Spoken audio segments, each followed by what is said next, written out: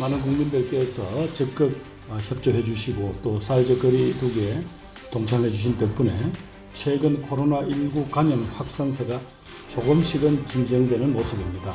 하지만 아직 안심하기는 이릅니다. 여전히 수도권의 중환자 병상 가동률이 80%대의 높은 상태이고 위중증 환자 수도 1,000명을 매일매일 상회하고 있습니다. 정부는 현 상황을 냉철하게 분석 평가한 후에 내주부터 적용할 방역조치 조정 방안을 결정하겠습니다.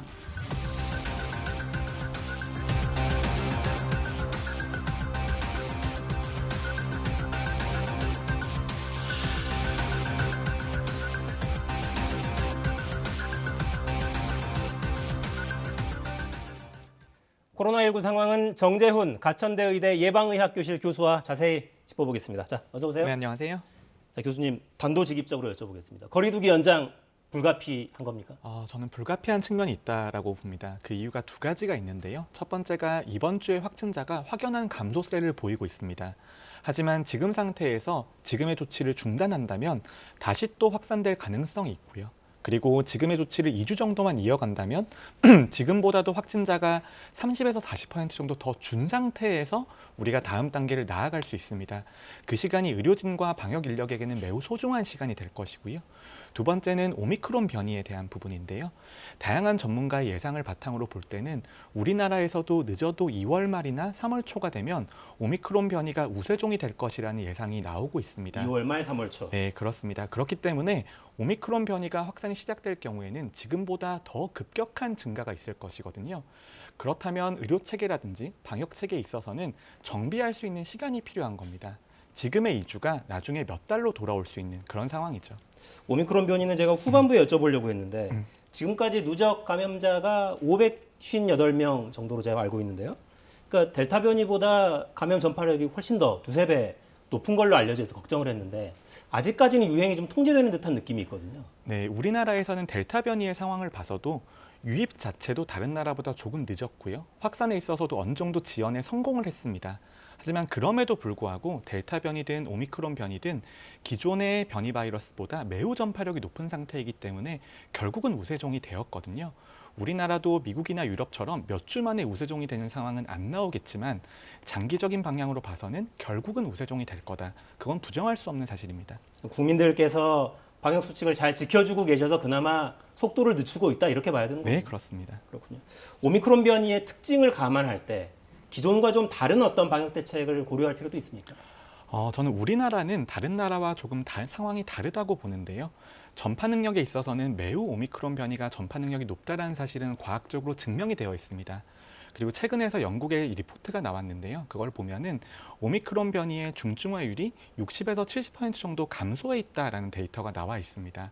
그런데 그 데이터를 자세히 살펴보면 영국에서의 백신 접종 효과와 재감염의 효과 때문에 중환자가 줄어드는 것처럼 보이는 것이거든요.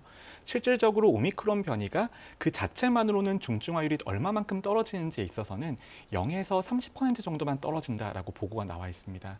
그 말을 우리나라에 대입을 해보면 우리나라는 재감염이 되는 사람들의 비율이 매우 적을 것으로 예상이 되기 때문에 우리나라에서는 전파 능력은 2배가 되었지만 중환자가 되는 것이 줄어드는 정도는 다른 나라보다 더 적을 수 있다는 것입니다. 그렇다면 우리나라의 피해는 훨씬 더 클 수밖에 없는 것이죠. 2월 말 3월 초에 우세종이 될 가능성이 높다. 대비를 해야겠네요. 일상회복지원위원회 위원이시잖아요. 네. 회의에 참여하셨습니까 오늘? 네, 그렇습니다. 네. 포용적 회복연구단 보고가 있었다고 제가 들었는데 어떤 내용이 좀 논의가 됐습니까? 방역과 의료 관점에 있어서 항상 경제와 충돌하는 것처럼 보이는 면이 있습니다. 저희 의료방역 분과에서도 방역 강화를 주장을 하면 마치 소상공인과 자영업자의 피해를 감수해야 된다. 그런 논리로 비춰질 수가 있는데요. 사실은 그렇지가 않거든요. 의료와 방역을 강화를 해야지 소상공인과 자영업자도 영업할 수 있는 시간이 늘어날 수 있는 것이고요. 그리고 그런 두 개의 상생 사이에서는 정부의 적극적인 지원이 있어야 됩니다. 그리고 시민의 참여가 있어야 되는 것이고요. 그런 방향에 있어서 중장기적인 대응 전략을 수립을 하고 있다. 이렇게 이해하시면 될 것 같습니다. 중장기적인 대응 전략. 근데 당장 자영업자들은 생계 우려가 매우 크고 영업시간 제한을 받으면서 지금 불만이 굉장히 높아져 있잖아요. 이 부분, 그러니까 영업시간 제한을 풀거나 인원 제한을 좀 완화하거나 이런 방향으로도 논의가 되는 겁니까? 저는 2주 정도의 연장이 있은 다음부터는 어느 정도 조정이 가능하다고 생각을 합니다만 그런 조정에 있어서도 최대한 점진적으로 접근하는 게 방역상의 측면에서는 매우 도움이 될 거라고 봅니다. 하지만 거기에 바탕은 소상공인과 자영업자의 손실에 대한 철저한 보상이 있어야 되는 것이고요. 만약에 이런 보상이 지금 단계에서 이루어지지 않는다면 이번의 조치에는 잘 참여해 주셨지만 오미크론 변이가 확산되는 시점에서는 또 한 번의 긴급 멈춤이 있을 수도 있습니다. 그때의 참여를 담보하기가 매우 어려울 것이기 때문에 그런 손실 보상이 매우 중요하다라고 다시 한번 강조드리겠습니다. 참 이 이야기는 그러니까 오늘 신문에 여러 통계들이 많이 나와 있던데 소상공인들의 빚은 수백조가 늘었는데 손실보상 겨우 몇 조 들어갔거든요. 소상공인들은 당장 급할 수밖에 없습니다. 확산세는 조금씩 진정돼 간다는데 이 위중증 환자는 오히려 늘어요. 이건 언제쯤 좀 꺾일 걸로 봐야 됩니까? 지난 2년간의 경험을 볼 때 확진자가 증가하는 것과 중환자가 증가하는 것 사이에서는 약 2주 정도의 시차가 있습니다. 그래서 그 시차를 기다려야 되는 측면이 하나가 있고요. 또 하나는 확진자가 증가하고 중환자가 증가하는 국면에서 입원 대기 중이고 병상에 못 들어가시는 분들이 있습니다. 그런 분들에 대해서 적체가 해소되는 단계이기 때문에 저는 중환자의 숫자가 감소하는 것은 조금 더 기다려야 된다라고 보고요. 그리고 이 감소의 속도가 예상보다 빠르지 않을 수 있다. 그런 예상도 좀 들고 있습니다. 예상보다 빠르지 않을 수도 있다. 입원을 대기하고 있는 환자 수는 이제 없다. 이런 보고도 나왔더군요.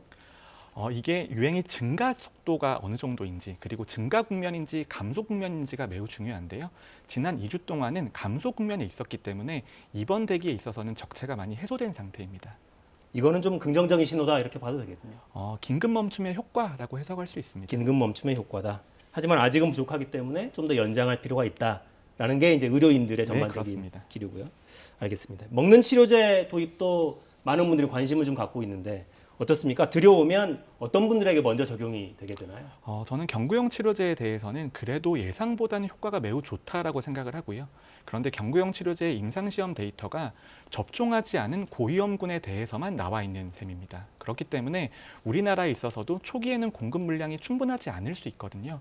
그렇다면 사회적으로 봤을 때 가장 이익이 큰 집단에 대해서 투약하는 것이 방역 상황이나 의료 체계에 가는 부담을 경감시킨다는 측면에서는 도움이 된다라고 보고요.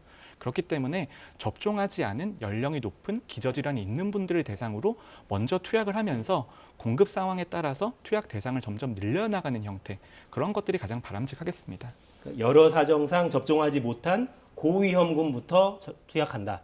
네, 그렇게 그렇습니다. 된 거군요. 네. 근데 만약에 투약을 했다가 부작용이 발생할 수도 있잖아요. 어떤 약물이든. 부작용이 발생했을 때는 어떻게 보상을 하거나 치료하거나 이런 대책도 마련이 돼야겠습니다. 이렇게 백신 접종 후의 이상 반응과는 조금 다른 측면이 있는데요. 백신 접종 같은 경우에는 건강하신 분들이 이상 반응이 나타난 것이기 때문에 이상 반응의 발생 여부에 대해서는 확인이 가능합니다. 하지만 치료제 같은 경우에는 이미 코로나19에 감염되신 분들이기 때문에 이게 치료제의 이상 반응인지 아니면 코로나19에 따른 증상인지를 확인하기가 매우 어려운 상황이거든요. 그렇겠네요. 그렇기 때문에 다양한 데이터 수집도 있어야 되고요. 그리고 데이터를 수집하고 다음에 인과성을 평가하고 보상하는 시스템도 지금 차차 만들어 가야 되는 것이고 조금 시급하다고 볼 수 있습니다. 그러니까 백신과 관련해서도 부작용을 왜 백신 맞은 사람이 증명해야 하느냐 이게 굉장히 좀 논쟁이었는데 이 부분도 아직 정리가 되어 있지는 않은 거군요. 네, 전문가와 당국의 책임이 있다고 생각합니다. 네. 지금 백신 접종 현황은 어떤가요? 속도가 좀 올라가고 있습니까?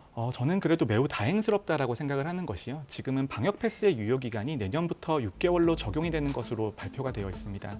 그렇다면 6개월이 도래하기 전에는 3회차 접종을 하셔야 되는데 그분들이 대상자 중에 거의 90% 가까이가 3회 접종에 동참해주고 계신다라는 접종 거고요. 대상자의 90%. 네, 그렇다면 이런 추세가 이어진다라면 지금 2차 접종률이 83%에 가깝습니다만 3차 접종률도 거의 80%까지는 도달할 수 있겠다. 그렇다면은 오미크론 변이가 등장한다라고 하더라도 다른 나라보다는 확산 속도가 빠르지 않을 가능성도 있고요. 그리고 중환자의 증가 속도에 있어서도 경구용 치료제의 도입과 맞물려서 의료 체계에 가하는 부담을 많이 경감시킬 수 있겠다. 이런 기대는 하고 있습니다. 일부에서는 이런 질문 하더라고요. 백신을 맞아도 이게 돌파 감염이 있고 오미크론 변이 같은 경우는 백신을 무력화시킬 가능성도 있다는 보고들이 있고 맞아야 되느냐 이런 질문들도 계속해요.